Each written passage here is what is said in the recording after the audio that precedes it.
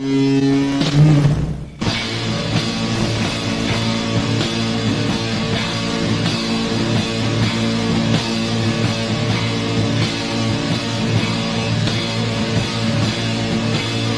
Agent Morris with the NSA. There is something real here. Did you believe that our government is in possession of UAPs? Absolutely, based on interviewing over 40 witnesses over 4 years. And where? I know the exact locations, and those locations were provided to the Inspector General and from which to the intelligence committees. I actually had people with the first-hand knowledge provide a protected disclosure to the Inspector General. Biologics came to some of these recoveries. Yeah. Those could represent exquisite new adversary technology. Non-human, and that was the assessment of people with direct knowledge on the program I talked to that are currently still in the program. The government is covering up some level of its knowledge and understanding about what some of those things are.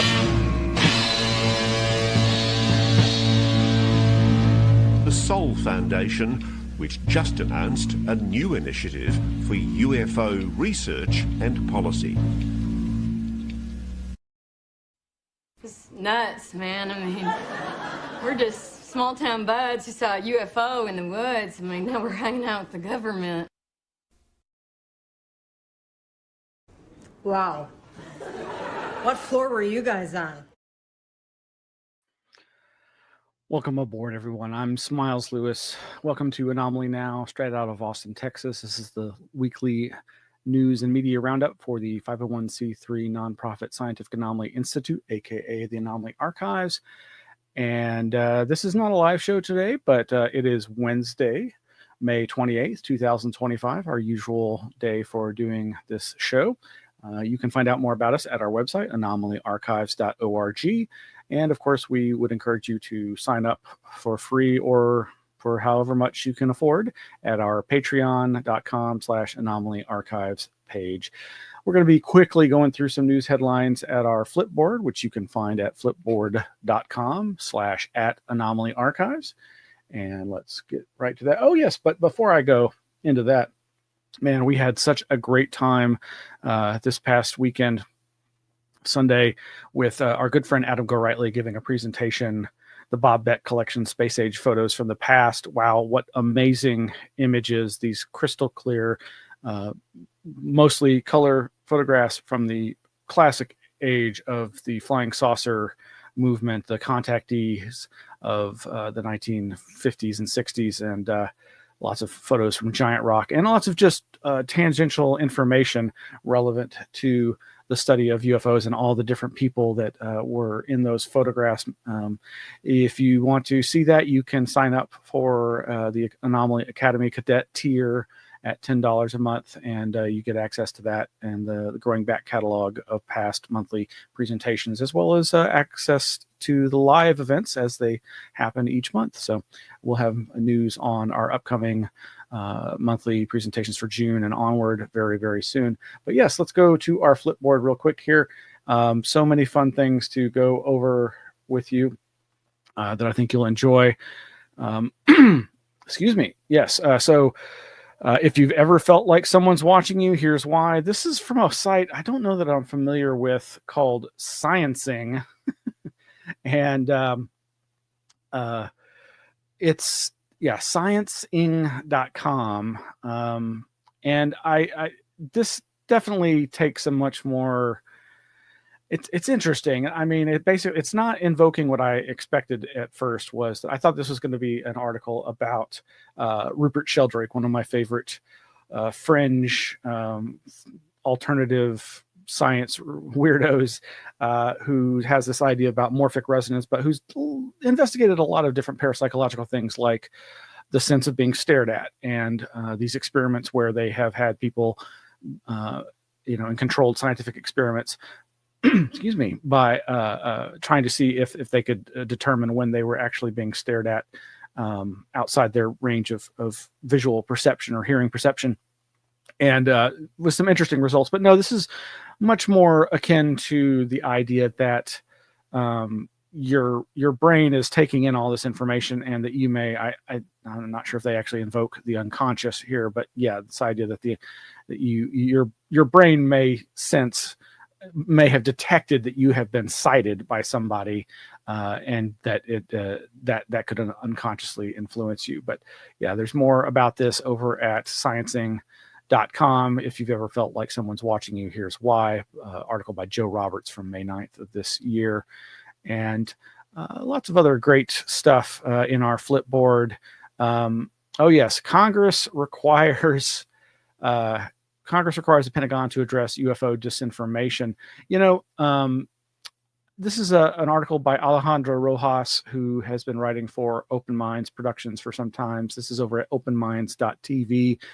And while disclosure isn't everybody's bag, it is obviously the topic of the day post 2017, with all the revelations of Pentagon alleged UFO UAP programs. And I think he does a good job in this article of explaining that, AARO, the All Domain Anomaly Resolution Office, has been tasked with providing a report on this, on the issue of disinformation.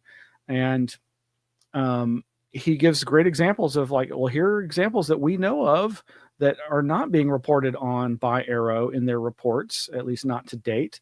But he gives all the claims, like from the live television show that is often talked about from 1988, where Doty and others have talked about, these claims of crash saucers and pickled aliens, and how that's all been shown to be pretty much disinfo. And in this paragraph here, the second paragraph, stories like this leave me wondering how much of the UFO mythos is disinformation created by the U.S. government, and why. It sounds like another UFO conspiracy theory, but Congress is interested in this question also. They require, and here he links to the govregs.com U.S. code that's part of the enabling legislation for AARO. They require that the Pentagon's current UAP investigation program, AARO, produce a report that includes, quote, the key historical record of the involvement of the intelligence community with unidentified anomalous phenomena, including any efforts to obfuscate, manipulate public opinion, hide, or otherwise provide incorrect, unclassified, or classified information about UAP or related activities, unquote. And like I say, he gives some great examples here. He does invoke this idea that keeps coming up, and it is certainly valid to a point. This famous CIA effort that claims that the Blue Book was covering up witnesses who saw flights of the U-2 spy aircraft while it was still secret, and that they were classifying those as UFOs. Gosh, excuse me, instead of as what they were, known aircraft, even though they were top secret. Well, okay, so yes, there's that example. There's the talk of the University of Colorado program, and he says even Roswell was a cover up, albeit not of the extraterrestrial kind. Unfortunately, the first volume of the AARO report whitewashes this event. According to the AARO report, in the 1990s, quote, U.S. Air Force's research did not locate or develop any information that indicated the Roswell incident was a UFO event, nor was there any cover-up by the USG. And yet, as he explains, there's tons of information about this, even if it's not verifiable that, say, General Ramey was ordered to create a disinformation or cover story with the weather balloon. But there's a lot of other examples, and he, of course, inevitably has to come back to, since he's talking about Doty, all the stuff having to do with Paul Benowitz, the Paul Benowitz affair. And in fact, he references our friend Greg Bishop's important book, Project Beta, that gets cited so much He says, this brings us back to Doty, who was the first source of the claim that the U.S. Air Force took alien bodies to Area 51. He did so in a document claiming a cabal of influential people inside and outside of the government controls UFOs and alien secrets. If this sounds like the X-Files, it's because the show was allegedly based on Doty's stories, and where the link there to allegedly based on Doty's stories, that links to Greg Bishop's Project Beta over at Amazon.com. He doesn't actually cite it there, but that is a citation of a sort, I guess, with a hyperlink. But I don't actually recall if that is in fact mentioned in Project Beta. It's certainly a claim that's been circulated by Doty. But I'm not sure if it appears in Greg's book or not. But anyway, I do recommend you check this out. It's not a very long article, and I think you can get a good gist of why this is an important issue and should be looked at more fully. But it also reminds me of these quotes from James Lakatsky, who was the Defense Intelligence Agency Program Manager and part of the OSAP, Advanced Aerospace Weapon Systems Applications Program, which is often referred to as ATIP. And he has made some interesting statements in interviews with Jeremy Corbell, where Lakatsky says, and it's linked here on our website, the Anomaly Archives page for James Lakatsky, where he says, okay, I have seen in multiple cases what I would call, only can call forged documents. They're forged, that they are documents talking about the programs that are not legitimate documents. And he's basically saying that these are on government servers. And Lakatsky says, they even covered this on an X-Files episode. Every special access program has a counterintelligence officer that's their job. It's their job. You might say, wait a minute, that, Jim and I could be counterintelligence, but we're not. But he also goes on, where is the other? No, I guess that is the quote I'm looking for. Anyway, the point is that there is a lot of disinformation that is just part of counterintelligence operations, just standard operating procedure. I do recommend that interview with Jeremy Corbell interviewing James Lakatsky, and the link is there through our page for him over on the Anomaly Archives website. All right, shifting back to the Flipboard. Yeah, so I love this wonderful researcher, Dr. Julia Mossbridge. She's the executive director of the Institute for Love and Time. That's TILT, T-I-L-T, and a fellow at the Institute of Noetic Sciences. And Fox News, of all places, ran this clip of her talking about this recent the Buga Columbia sphere, where there's this video of this sphere moving around over a town, and supposedly it crashed and has been retrieved, and there's been these investigations into it, and people are getting sick from it, and it's got these amazingly weird little etchings on it. You can find pictures of this online. I don't have them queued up, but it looks beautiful, looks really fascinating. But I did have a part of this clip. And you can watch the whole clip by clicking through our Flipboard, but here is just a brief bit of that. And actually trying to get international cooperation around these things, because like this, for instance, the sphere in Colombia, it's in a different country. So what are the rules about how we deal with something that's interesting that's found there? Having said all that, the sphere itself seems like kind of like an art project of a human.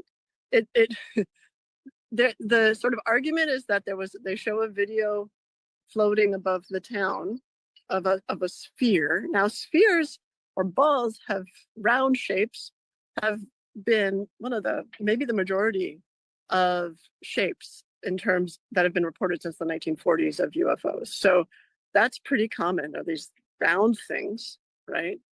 If you look back at Project Sign, SIGN, you can learn more about that.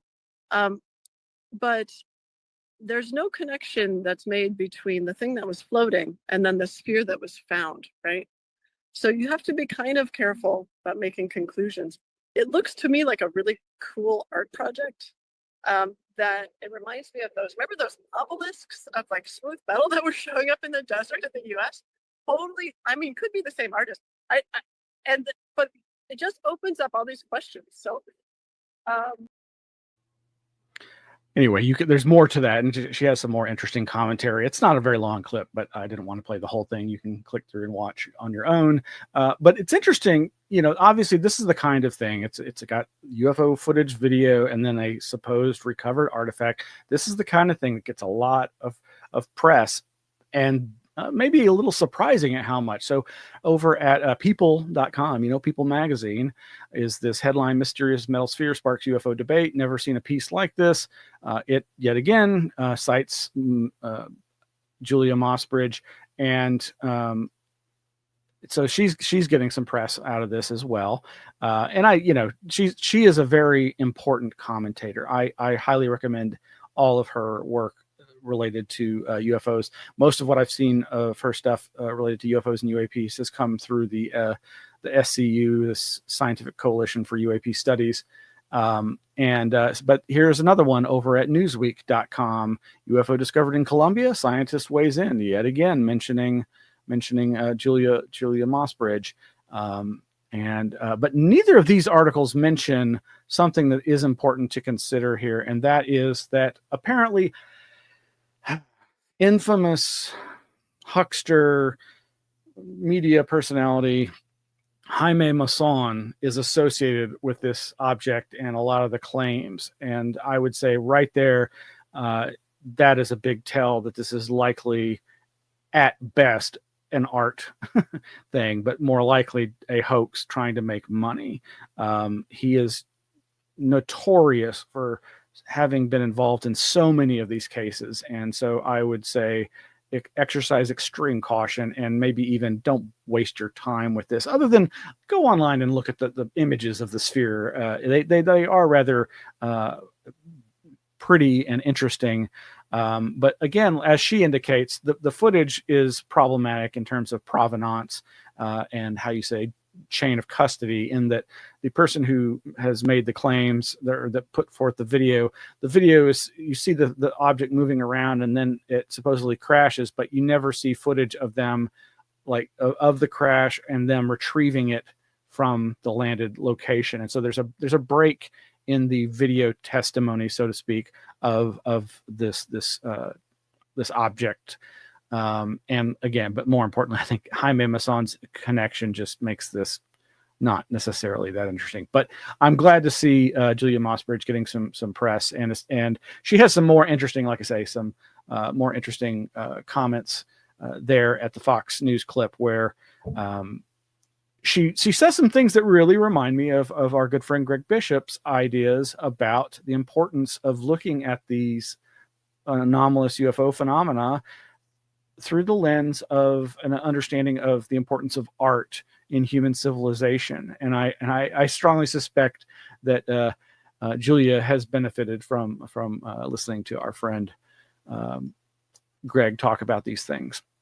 All right, moving right along. Okay, so I just want to also put out there again, I know I've mentioned this many times, this most important of events, the 2025 Archives of the Impossible, the AOTI conference in Houston at Rice University. This year's theme, UFO and the Impossible. The videos are up. There is an official Rice Humanities YouTube channel playlist. We've got it linked through our page on the anomalyarchives.org website for this conference. And I'm reminding you all of this because there has been some discussion online about, hey, what the heck's going on? Where are these videos? I've seen one or two of them posted by people who appear in them, but then when you search for them, you can't find them. That is because as of still earlier today, even though the message went out over a week ago about these being made available, all the videos are unlisted, as is the playlist. And I think this is definitely a mistake. I've communicated with Karen Austin and Jeff Kreipel about this, and they're aware. They've gotten a lot of feedback, and it's in their best interest. All the other videos and playlists have been made public in the past. So I have no doubt that these will be made available soon. But in the meantime, you can go to Anomaly Archives and click through, and we got the playlist linked right there, and it's embedded in the page as well. So check that out. What else? Oh, yes. If you've been following me for any length of time, you know that I have an interest in ARGs, alternate reality games. I've been following their development and potential misuse and abuse since about 2001, when the Majestic ARG came out pre 9/11. And one of the leading people in this field is Joseph Matheny. I am so sorry. He is a chaotic fiction publisher, and he's the creator of Ong's Hat, also known as the Incunabula ARG. Anyway, we have a page where you can find out a lot more about him as well as ARGs over at our website. There's some new stuff that he's done recently and participated in, and we'll get to. Oh yes, so one of those things is Art Bell. So we have, of course, a page for Art Bell and some links to. It's none of these pages are exhaustive, and we update them as often as we can. But Art Bell, of course, it needs no introduction. But we've updated the page with links to his biography, The Art of Talk by Art Bell, and this artbellfiles.org website's archives of his material. And there is a new thing that's come out last year. I was unaware of this. This came out in September, and it's called First Time Caller, an Art Bell tribute. And it features interviews with John Steiger, who is the archivist behind artbellfiles.org, as well as Leah Prime, who she may not be that well known in the UFO field, but she is another young up-and-coming researcher in the field and has a lot of bright and interesting things to say. And she's a huge Art Bell fan, so she is featured significantly in this audio tribute that is a YouTube channel you can watch on YouTube. And over at our Art Bell page, we've embedded it, as well as the links to the different parts of it. And also in this is interviews with Joseph Matheny, talking about his experience with going on Art Bell's show and how important Art's shows were to him in his forays into the anomalous. All right, moving right along, there are other things that we have in our Flipboard, like these interesting articles, Where the Weirdness Comes From. It's actually a couple years old. This other one, Initiation by Nightmare, which talks about sleep paralysis and chapel paralysis. So this idea of having dark nights of the soul kind of experiences that often serve as an initiation into other ways of thinking in other realms. But I also was reminded recently of with all the congressional hearings, there was a mock congressional hearing back in 2013 called the Citizen Hearing on UFO Disclosure. And so I recently came across the website citizenhearing.org. This was held at the National Press Club in Washington, D.C., April 29th to May 3rd, 2013. Now, this is not to be confused with the also legendary 2001 National Press Club UFO disclosure event put on by Stephen Greer, but this one is equally interesting. I can't endorse everything in it, obviously, but there is a lot of content here, including it's about 20 videos, and some of the people taking part are people like Stephen Greer, Grant Cameron, Nick Pope, Antonio Junias, Richard Dolan, Daniel Sheehan, Dr. Robert Wood, Roger Lear, and a host of other interesting people. Again, I do not endorse everything in these presentations. Oh, Peter Robbins is there, Peter Davenport, and it's broken down into a lot of different segments, like UFOs, Truth, Lies, and the Cover-Up, the Rendlesham Forest Encounter. Oh yes, Sergeant John Burroughs is there. Nuclear tampering, that obviously is a recurring theme in research and the phenomena's interest in nuclear power plants, nuclear powered military devices, and atomic testing. Anyway, lots of great material there for folks to dive into. Like I said, there's like 20 videos, so we're talking probably at least 20 hours of footage total. And then continuing along, I mentioned Rupert Sheldrake, and sure enough, he has this new post over at his Substack, the 3 theories of morphogenesis, mechanistic, vitalistic, and organismic. I'm a huge fan of Rupert Sheldrake, and if you're not familiar with morphogenetic theory, his ideas about morphic resonance, it's kind of hard to explain, but it has to do with this idea that there must be some other mechanism of transmission for form in development in biological organisms, and this has a lot of deep potential implications beyond simply the biological cell growth and that sort of thing, as pictured here. But highly recommend you inform yourself about his ideas about morphogenetic fields and so forth. I think it is that hypothesis, that milieu of thinking that got him into so much trouble, got him branded as, having written the book most suitable for burning. And I think he's a very important thinker when it comes to trying to understand strange phenomena that seem to have a parapsychological nature. There's also this new video from Whitley Strieber. It's pretty long, where he's describing his recent contacts with the Greys. Haven't had the chance to digest that, but you might want to check that out. There's also this Saul Foundation new series, Saul Briefing, for May 2025, featuring Mark von Rennenkampf, giving a synopsis of what's going on in the UAP scene in terms of attempts to get disclosure happening. So if that's your thing, you might check that out. What else? Oh, yes.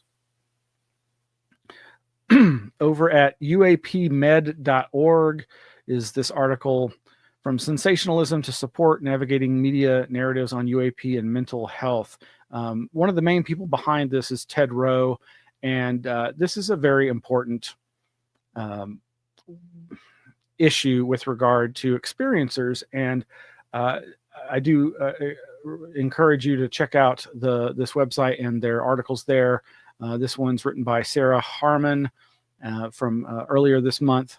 And, there's so many times that the narrative is couched in terms of ridicule and the laughter curtain, so to speak. And these are the things that we are so desperately trying to overcome, just to reduce the stigma. And of course, that's what allegedly the whole rebranding of UFOs as UAP is partly to do with. But as I've lamented, so much of the reportage post 2017 focuses on military sightings, military hardware, military electronic sensors, and not close encounter experiences or the experiencers. And it's organizations like UAP Med that are really trying to change that. Let's see. Oh, yes.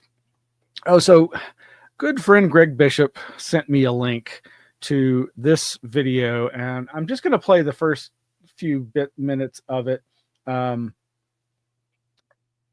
a first few seconds, or a little bit of it.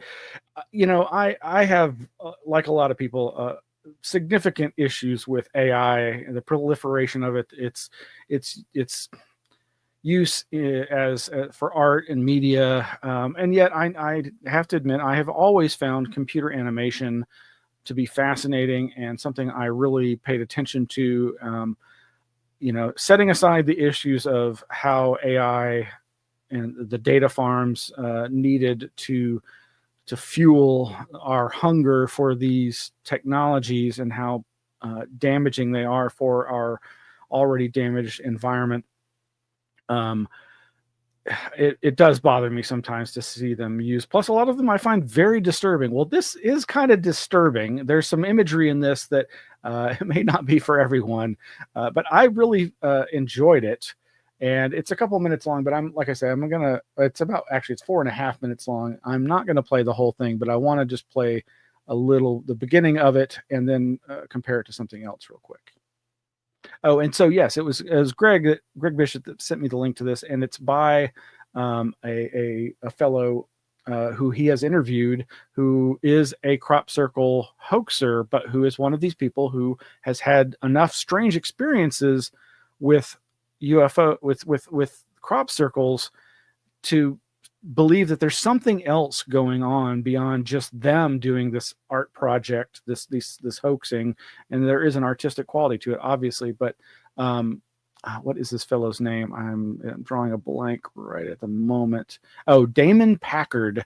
And so he has two different YouTube channels, and this is from, I guess, his main one, but it's called Crop Circles 2025. And here is the first little bit of that.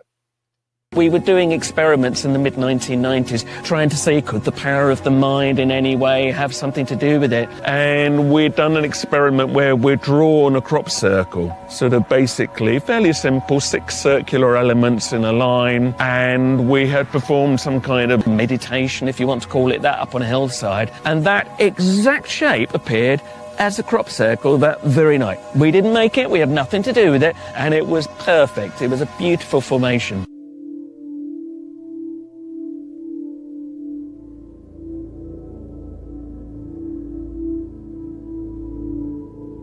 Something within you is remembering. Now, it can be your genetic memory, because we are all ancient. Our genetic memory is millions of years old. And are we connecting into our own ancestors who had an understanding of non-verbal communication, of using symbols as mandalas to move into other states of consciousness? Is that something within us that's been triggered by these symbols?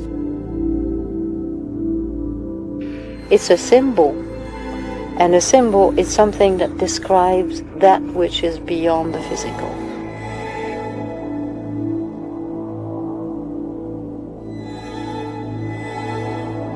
The circle is a symbol of God, of heaven, all that is, divinity, spirituality. It is a symbolic gesture of a reconciliation between the earth and heaven.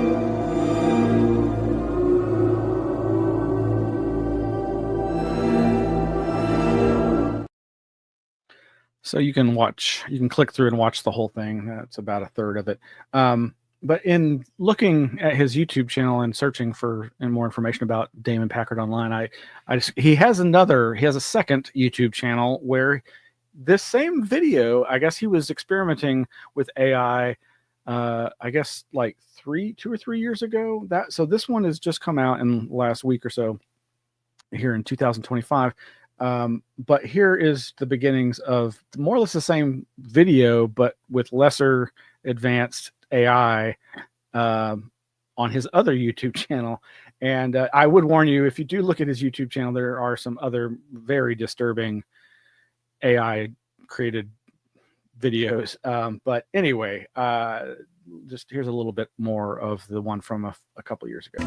We were doing experiments in the mid-1990s, trying to see could the power of the mind in any way have something to do with it. And we'd done an experiment where we'd drawn a crop circle, sort of basically fairly simple, 6 circular elements in a line. And we had performed some kind of meditation, if you want to call it that, up on a hillside. And that exact shape appeared as a crop circle that very night. We didn't make it, we had nothing to do with it, and it was perfect. It was a beautiful formation.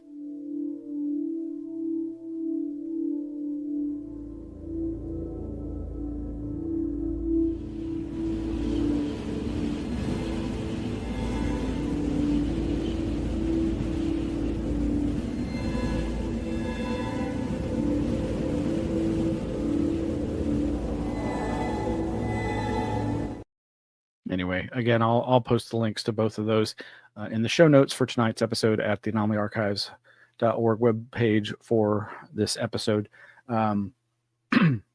Yeah. And just for what it's worth, the music in both of those videos is the same track that is from the soundtrack to the Fire in the Sky movie, the dramatization of the classic Travis Walton abduction, which of course was horror movie-fied for sensationalistic movie going purposes and not very really accurate as far as his experiences on allegedly on the craft. But anyway, moving right along, we've got links that you can find there to Sir Arthur Conan, an interview with Sir Arthur Conan Doyle circa 1927 that actually has it's not gonna, here we go. That's news, old real 1927 Fox newsreel interview with the author and spiritualist. And that's over at publicdomainreview.org. So always interesting to learn more about Sir Arthur Conan Doyle and his interest in the paranormal. What last other things? Oh, these other two interesting articles, one from paranormaldailynews.com. The frontal lobe is blocking psychic abilities. That's pretty interesting. And then this SCU article. So at paranormaldailynews.com is this article by Craig Wheeler in a newish study published in March of 2024 in the journal Cortex, an open access journal devoted to the study of nervous system and behavior. Scientists temporarily suppressed the left medial middle frontal lobe and then ran tests for psychic ability on the test subjects. Subjects that had this area suppressed did better on psychic testing than control subjects. This sounds, I think I may have already reported on this sometime back, but anytime I see, quote unquote, recent psychic parapsychological related studies, I'm always wanted to direct people's attention there. And the article goes on to say the study is of a very respectable size and composition, comprised of 108 participants of varying ages, sex, and background, with 500 trials in the first go-round. The task was the same as previous testing. Anyway, that's pretty interesting. Want to check that out over at paranormaldailynews.com. And this other one, like I mentioned, is a press release from SCU, the Scientific Coalition for UAP Studies, over at explorescu.org. Groundbreaking SCU study identifies the evolving patterns of activity by unidentified anomalous phenomena. The new paper is the fourth in a series investigating post-World War II UAP activities. And some of the key findings. Number one, initial atomic weapons focus. UAP activity showed a consistent interest in key developments and deployments in military atomic warfare facilities. They showed early interest in radioactive materials plants, the atomic weapons assembly facilities, and the atomic weapons stockpile sites in the late 1940s. In later years, they showed interest in the intercontinental ballistic missiles and other atomic deployment sites. Skipping ahead to number two, transition and activities. Early UAP activities, 1945 to 64, were characterized by high visibility and potential inferential messaging via their actions rather than through communication, with some limited contact efforts in the late 1950s, followed by a significant shift to nighttime activities involving possible human behavioral studies by the 1970s. Some of the other key points, numbers 3, 4, and 5, recognition and contact. During the earliest period, UAP activities were overt and often involved display type activities with close approaches involving radical flight characteristics and interactive flight UAP operating in formations. Jumping to number 4, behavioral studies. Later years saw a shift in UAP activities towards longer observations by witnesses, close UAP approaches to small groups of observers, and UAP actions that could be interpreted as basic human behavioral studies rather than contact efforts. And number 5, UAP activity progression. UAP activities became more clandestine over time with an increasingly negative perception by witnesses of their behavior. And there is more you can read there over at explorescu.org. And there's a lot of their other research there as well. So, yep, tons more stuff over at our Flipboard from past years, days. And, of course, you can find out more over at our website, anomalyarchives.org. That's going to be it for today. Thank you for joining us. Click the like, subscribe, notification bell, all that good stuff. And please consider going to patreon.com and signing up for either for free or however much you can donate. We need your help. We are a nonprofit 501c3 charity group, and we hope you'll support our work. Good night.